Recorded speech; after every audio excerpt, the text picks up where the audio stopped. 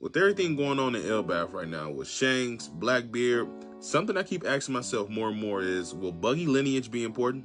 Now, off top, I feel like this is a question that we should have been asking already, and I think there were people asking it already, simply because we always knew Blackbeard and his lineage would be important, and to a certain degree, we always knew Shanks would. Now, personally, I don't think Luffy's lineage in particular will really play a part. I think his more so comes from the relevance of Joy Boy and his Devil Fruit, but you never know. I could see when we get the, flashback from the Void Century, we see the Monkey family just being some type of, maybe like a low household. Nothing too crazy, but we'll see.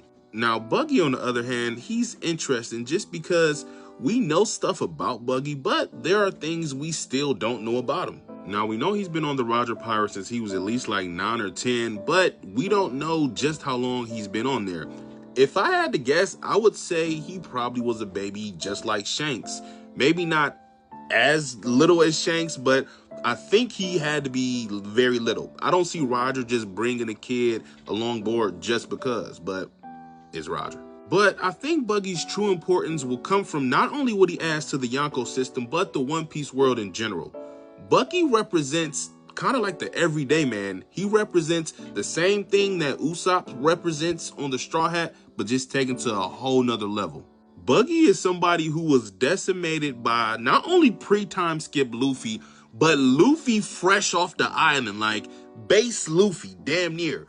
And my thing is, we know Buggy key is not that he's strong. That's never been his strong suit. It's his ability to not only galvanize people around him, but kind of for people to think he's strong, even though he's really not. Like, it's his appearance. It's his showmanship. Buggy is held on the same level as absolute monsters. Luffy, Shanks, and Blackbeard are tiers above pirates, way stronger than Buggy. Yet, he still dares to dream. He still wants to find the One Piece, knowing everything he's up against. Yet, fate still pushes him forward regardless of everything, his circumstance.